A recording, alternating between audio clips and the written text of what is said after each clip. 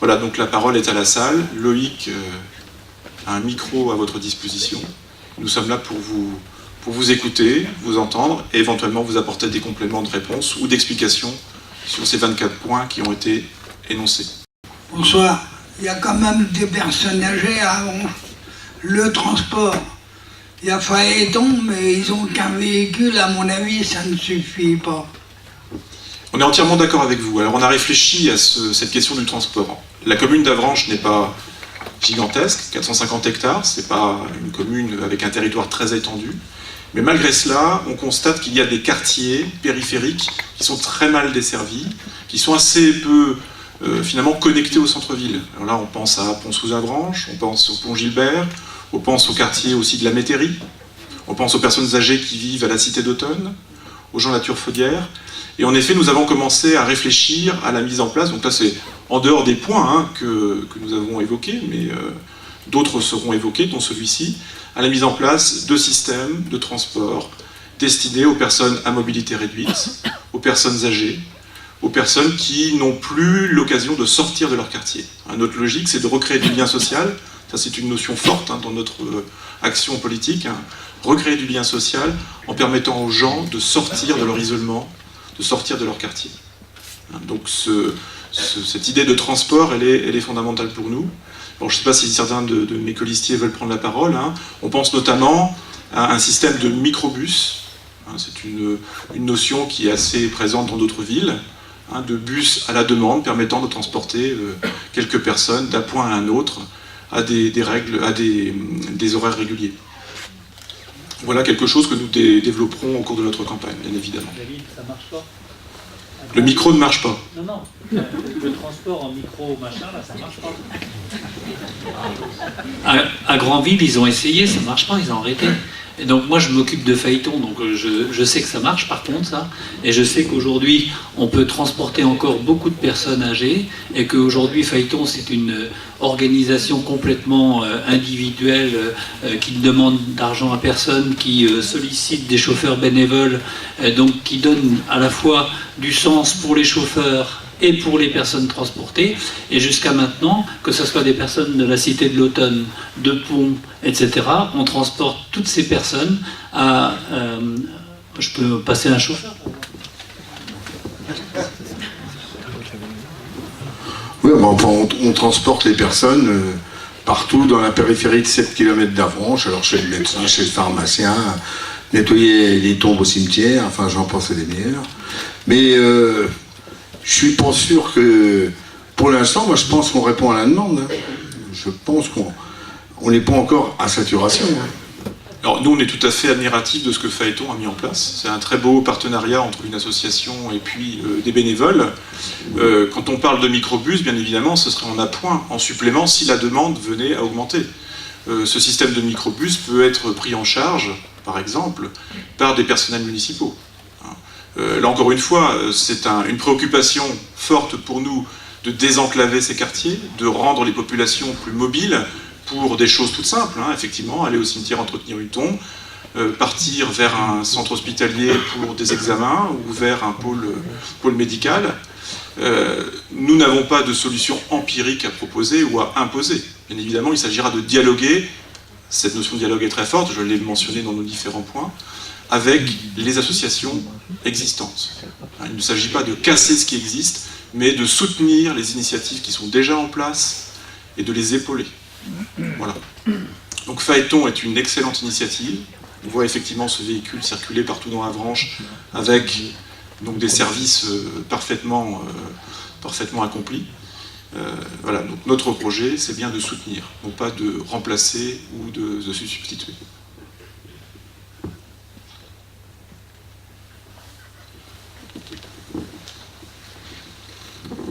Il est question d'une salle de spectacle à Avranches qui fait défaut.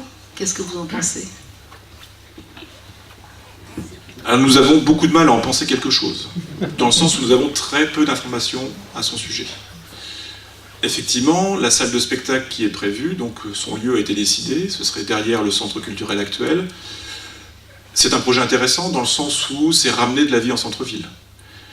En revanche, ce qui pose question, c'est par exemple le stationnement. on n'a pas vraiment apporté de solution. On nous a parlé de l'utilisation de parking, place Valubert, de parking, place du Jardin des Plantes, place Carnot, éventuellement de terrains qui seraient situés à proximité de l'Institut. Pour l'instant, on n'a pas vraiment de réponse véritable. Le souci aussi que l'on a, c'est celui du coût de fonctionnement. Aujourd'hui, la ville a un budget qui n'est pas extensible. Alors on sait que cette salle sera intercommunale, elle fonctionnera à l'échelle de l'EPCI, mais là encore une fois, on ne sait pas exactement si toutes les communes de la future, de cette EPCI qui est née au début du mois de janvier seront sollicitées, ou si ce seront seulement les communes de la ceinture proche d'Avranches, c'est-à-dire de l'ancienne communauté de communes. On manque cruellement d'informations sur ce projet et sur le fonctionnement donc, de ce futur équipement. Et ça, ce manque d'informations, cette opacité, c'est quelque chose que nous voulons combattre également. L'opacité qui règne autour de cette salle de spectacle, on la retrouve autour de la gestion des déchets, par exemple. Donc ce changement de gouvernance que nous appelons, que nous souhaitons, de par notre démarche, mais aussi de par ce que nous souhaitons mettre en place après notre arrivée à la mairie d'Avranches, eh bien, permettra de tirer au clair toutes ces choses un peu obscures que l'on nous cache. Je cède la parole à François. Juste pour reparler de cette salle, c'est vrai qu'elle a été votée en catimini, comme certaines comités de communes, comme on parlait de PCI tout à l'heure, l'ont fait avant le regroupement avec d'autres comités de communes. Donc on vote en catimini, rapidement, on décide d'un emplacement par rapport à un autre. On parle de salle de spectacle, très bien, je suis d'accord avec vous, c'est très bien d'avoir des spectacles plutôt qu'à la Chaussonnière, avoir une vraie salle. Et après on nous dit centre de congrès. Alors moi je connais bien aussi la situation de Granville, et David y travaille maintenant, moi j'y travaille régulièrement. Je suis Grandvillais à l'origine, et l'archipel, on nous a dit, ça va être un centre de congrès. Le problème, c'est quand vous avez un centre de congrès, il faut accueillir les gens, c'est très bien. Après, il faut qu'ils mangent. Alors quand vous avez à l'archipel des gens qui viennent en centre de congrès, il faut bloquer la salle de RL pour qu'ils puissent manger le midi, parce qu'il n'y a aucun endroit pour manger. Alors mettons qu'ils mangent au centre de congrès, mais généralement, quand vous faites un congrès, ça dure 2 jours, 3 jours. Où est-ce qu'ils vont dormir, ces gens?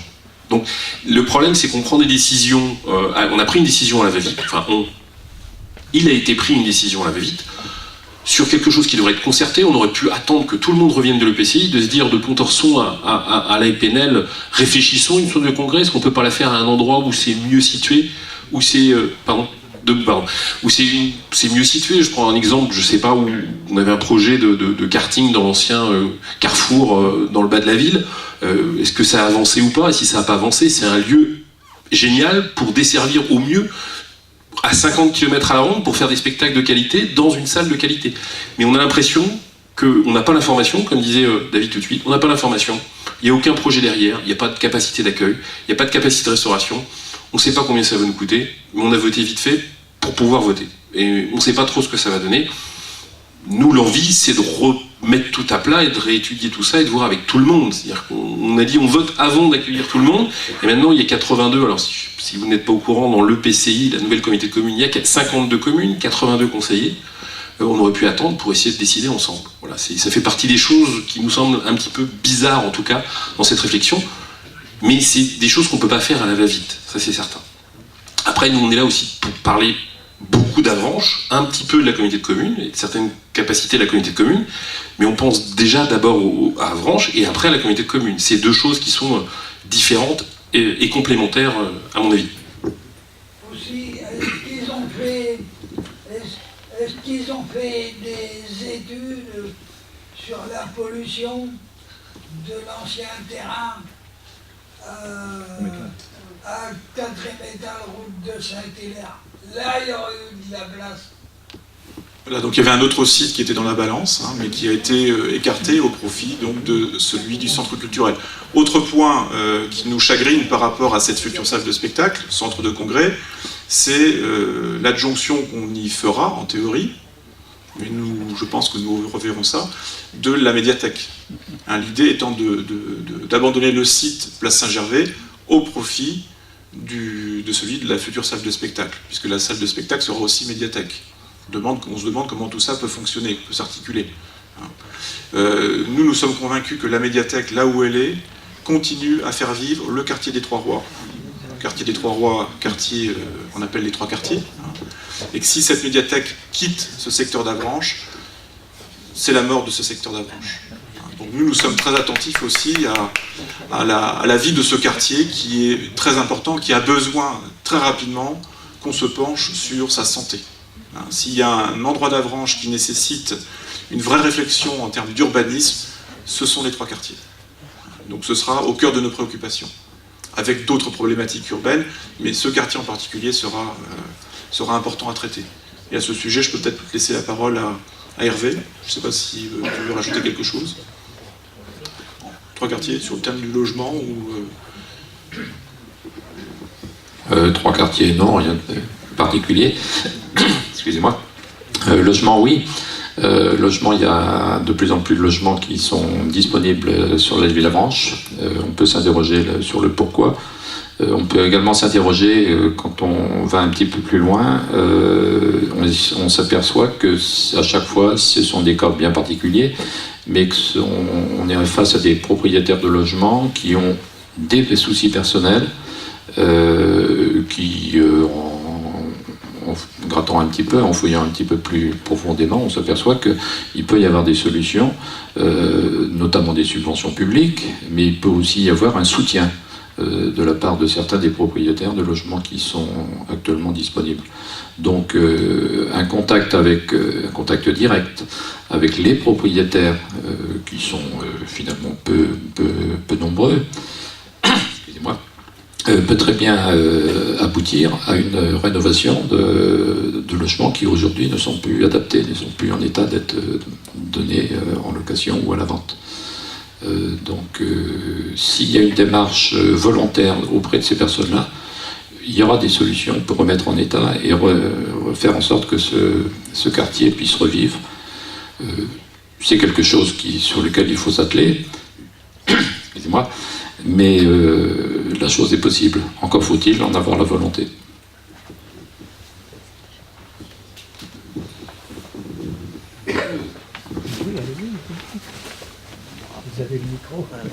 Je voudrais revenir un petit peu sur les questions culturelles, puisque ça a été évoqué. La première chose, vous voyez peut-être également dans le cadre des questions dont on ne sait pas trop ce qui s'y passe, les résultats du scriptorial, je crois qu'il y a peut-être quelque chose à dire. Et la deuxième question, vous avez parlé d'organiser un festival culturel. Alors moi ça m'intéresse un petit peu parce que dans le cadre associatif, je fais partie de plusieurs associations, alors c'est pas Avranches et je vous dirai pourquoi. On organise on appelle ça c'est pas des spectacles, c'est même pas des festivals, c'est des expositions en matière d'art plastique, donc peinture, sculpture, etc. Bon, à Avranches, on peut rien faire, puisque j'ai peut-être de mauvaise langue, mais enfin je vois bien qu'il y a deux adjoints en place qui sont propriétaires de galeries, et donc effectivement c'est un peu difficile dans ce domaine-là d'organiser quelque chose. Donc voilà, donc ce que je voudrais savoir, c'est avoir plus de précision sur ce que vous voulez faire comme festival culturel.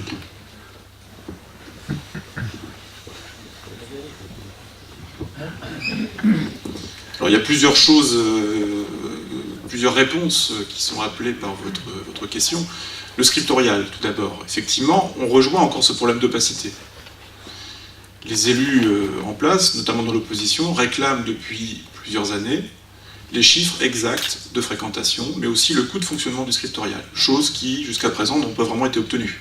Là, je pourrais laisser la parole à Philippe Drelour à ce sujet. C'est une première chose que nous obtiendrons, je pense, quand nous serons élus.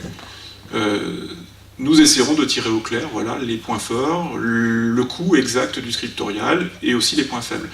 Selon nous, le premier écueil du scriptorial, c'est qu'il n'a pas trouvé son public à l'échelle locale.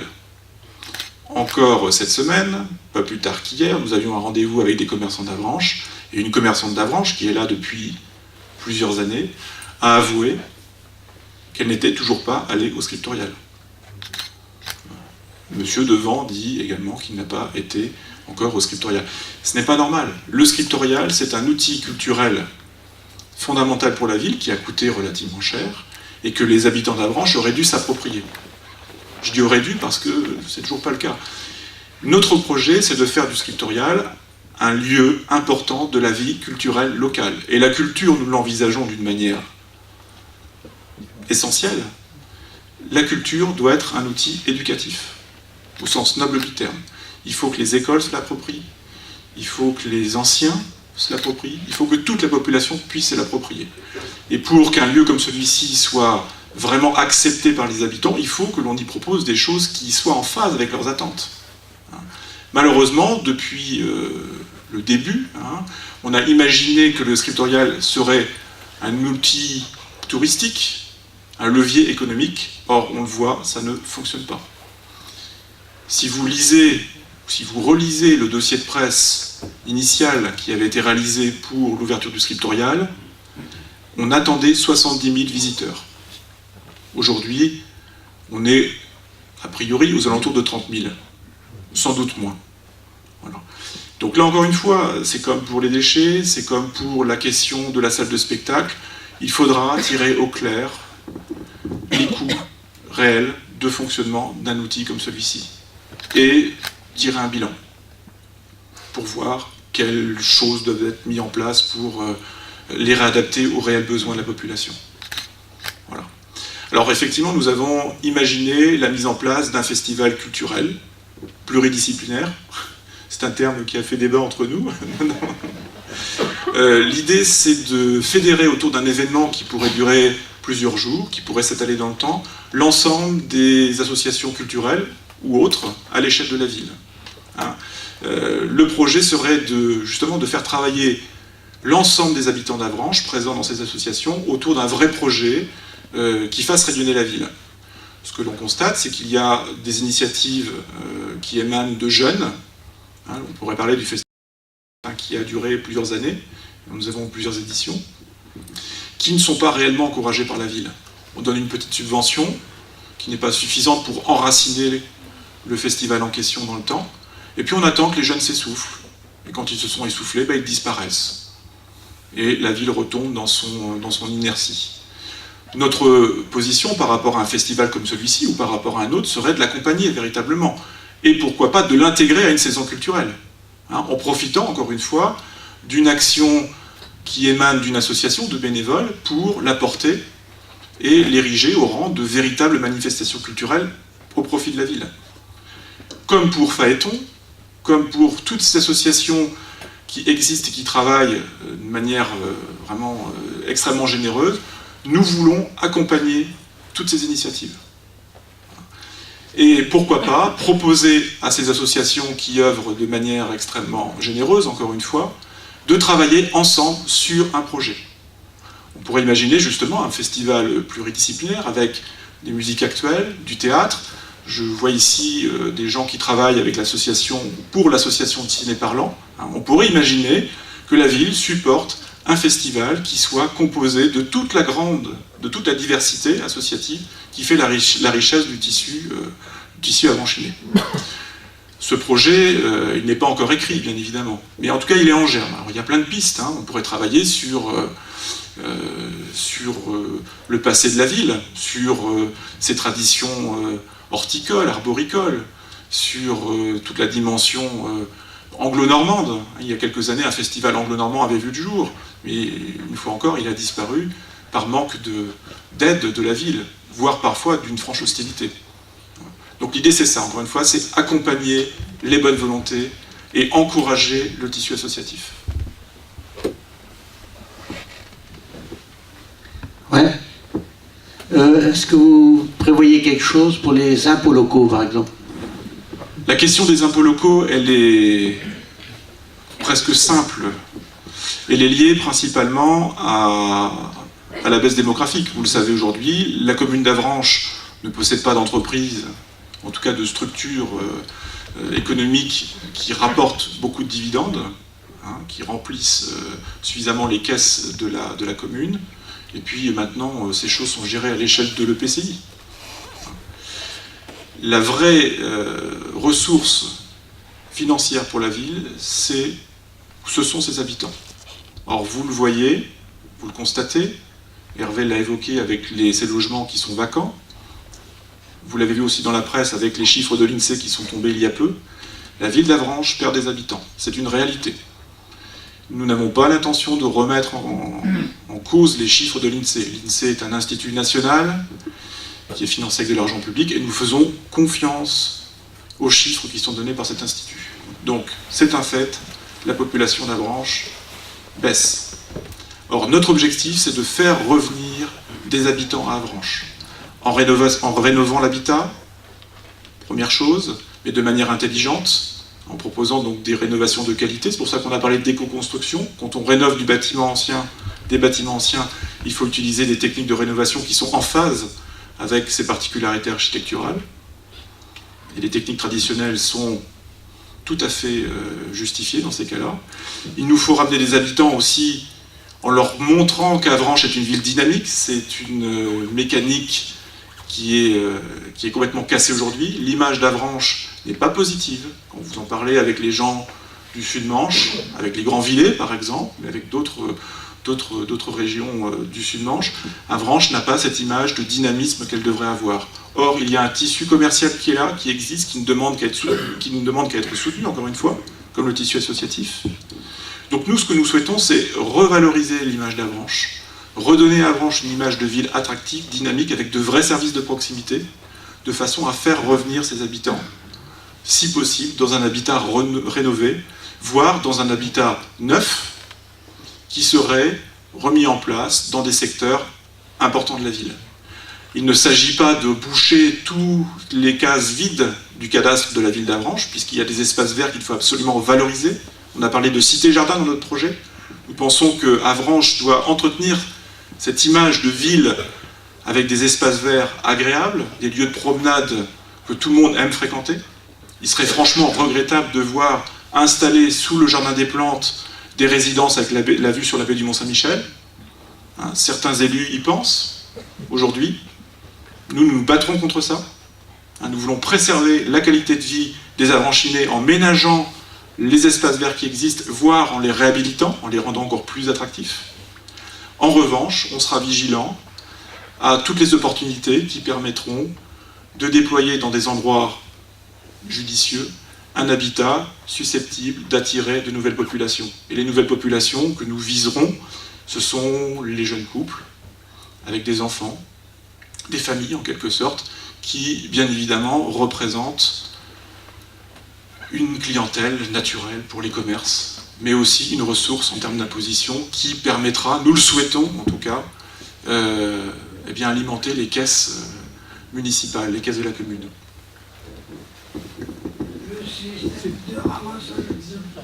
Savez-vous quel est le budget d'Avranches aujourd'hui? Alors, nous avons un budget qui, en fonctionnement, est de 11 millions d'euros à peu près, et l'investissement est d'environ 5 millions, un peu plus. Donc c'est un budget global d'environ 17 millions d'euros, à peu près. Moi, ce sont les chiffres qui sont communiqués par la mairie.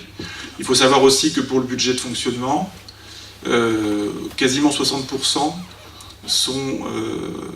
servent au salaire du personnel municipal, qui est composé de 187 agents. Je voudrais revenir aussi sur le propos que tu disais tout à l'heure à propos de la place Saint-Gervais.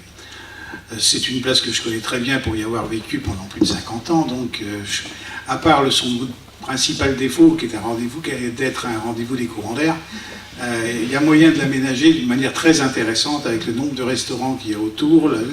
Donc il y a moyen environ, bien entendu, le parking, parce que aujourd'hui on a du mal à faire à 50 mètres à pied.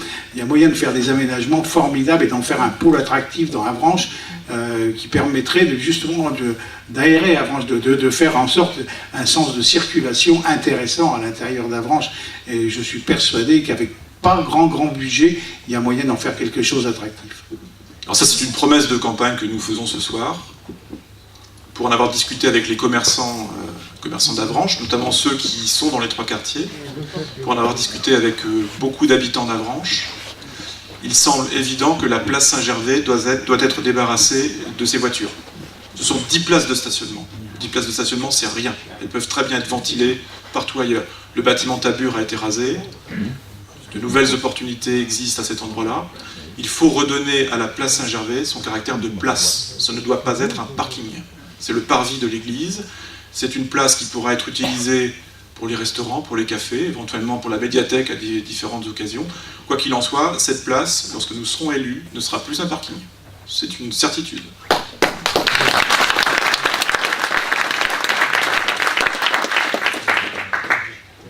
Je Juste, en fait, la question c'est exactement la même, mais au niveau des bancs publics pour s'asseoir, en fait, c'est ça. Parce qu'on voit que tous les bancs publics, ils sont en fait face à des routes, ou face à...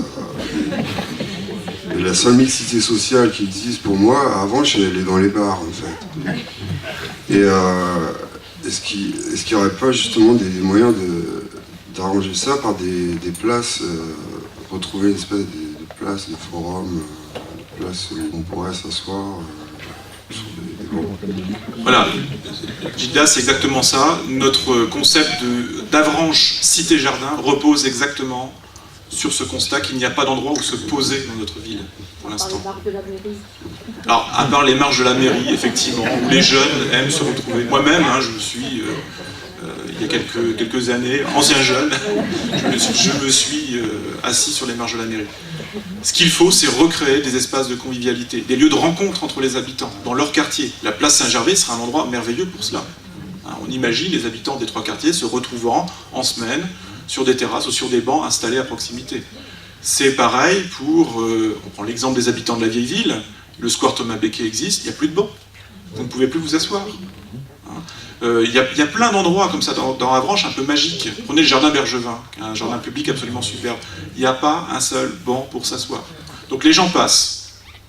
Les jeunes peuvent s'allonger dans l'herbe, c'est pas un souci, mais les personnes qui, comme moi, commencent à avoir des rhumatismes, ne peuvent plus s'asseoir par terre. Je plaisante, bien évidemment. Mais en fait, Avranches a un vrai potentiel dans ce domaine. C'est une ville qui a des espaces de respiration tout à fait intéressants. On a des zones, là on pourrait parler d'urbanisme, rentrer dans le détail, on a des zones, des espaces, une sorte de poumons de verdure qui sont complètement inexploités et qui ne demandent qu'à être réhabilités de manière simple. L'idée, c'est pas non plus de dépenser l'argent public dans des aménagements complètement fous. L'idée, c'est simplement de ramener un peu de vie, un peu d'humanité dans ces espaces qui sont complètement négligés. Voilà. Ah, on me fait signe, on agite une montre au fond de la salle en me disant « il est déjà très tard, nous avons suffisamment parlé ». Alors effectivement, on va pas s'éterniser, on a prévu un petit pot, un verre de l'amitié pour clore cette soirée. Cela dit, si vous avez encore une ou deux questions, une ou deux remarques. Vous envisagez comme pour repeupler le coin dont on parle en ce moment et empêcher les commerçants de louer ou de vendre à des locataires, au moins que ce soit encore des boutiques commerciales. Alors on a beaucoup travaillé sur le potentiel d'Avranches dans ce domaine. Les 3 quartiers sont encore une fois un endroit sensible d'Avranches. Nous avons l'intention de rencontrer ou de contacter l'ensemble des propriétaires de ces pas de porte vides, de façon à voir dans quelles conditions on pourrait les acquérir, ou les occuper, ou du moins les rénover. Il y a plein d'exemples en France de villes qui ont eu ce courage. Pardon ? Voilà, c'est ça. Il y a une ville, moi, que j'aime beaucoup, qui se trouve dans le centre de la France, c'est la ville d'Ambert, en Auvergne, où la ville a eu une politique d'acquisition de pas de porte extrêmement volontariste et de rénovation, puis ensuite de location à des associations, à des entreprises. On a parlé de l'artisanat local, on a un artisanat local qui est très éclaté à l'échelle du territoire de l'Avranchin. On pourrait très bien proposer à ces artisans d'avoir des vitrines en ville. Mieux vaut une vitrine occupée en centre-ville par un artisan qui déploie un savoir-faire, une adresse, éventuellement qui tient une permanence ponctuelle pour rencontrer une clientèle, peu importe. L'idée étant de montrer une autre image d'Avranches que ces rues désertes, jonchées de déchets, voilà, et qui affiche finalement son manque d'attractivité, tout simplement. Je crois qu'il faut se battre aujourd'hui pour changer l'image d'Avranches. On aime notre ville, encore une fois, on a envie de travailler pour elle, de donner toute notre énergie pour qu'elle revive, tout simplement, puisque alors, on se voile la face quand même, quand on lit dans les journaux que tout va bien, que tout est positif, que la ville est en... C'est faux. Quand on vit vraiment dans Avranches, qu'on circule dans ces rues au quotidien, on s'aperçoit que les choses ne vont pas si bien que ça. Loin s'en faut. Si on prend conscience de cette réalité, si on a vraiment envie que disparaissent ces vitrines vides, et si on veut vraiment que la population revienne dans la ville, il va falloir faire preuve de beaucoup d'ambition de beaucoup d'intelligence, de beaucoup de concertation aussi. On a travaillé avec Hervé sur cette notion d'investissement productif, d'investissement de la ville dans des projets d'aménagement de nouveaux logements en partenariat concerté avec le secteur privé. Il n'y a pas de honte à travailler avec le secteur privé, bien au contraire. Mais il faut que nous ayons notre mot à dire sur le type de population que nous voulons voir revenir en ville. C'est fondamental. Donc nous allons travailler dans ce domaine-là, sur le plan de l'urbanisme, sur le plan du logement, de façon à faire des propositions, encore une fois, attractives, à des gens qui souhaiteraient bénéficier des services du centre-ville d'Avranches. Merci, monsieur le maire. Merci à vous.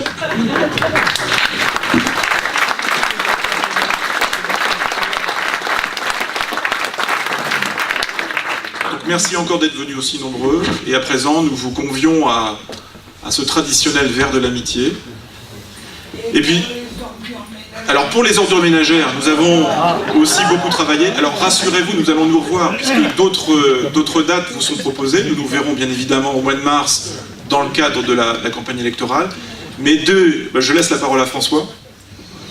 Non, je voulais qu'on tienne à chaque fois à annoncer le prochain rendez-vous, donc le 22, samedi 22, 18h, rendez-vous ici à nouveau pour voir toute la liste. Cette fois-ci, vous pourrez la voir normalement avant dans la presse, mais rencontrer tous les colistiers de la liste. Pour l'instant, on est 7, mais on sera de toute façon 29 sur la liste, donc rendez-vous le 22. Maintenant, je vous laisse aller prendre un verre, on va tous pouvoir prendre un verre et continuer à discuter si on veut, il n'y a pas de souci.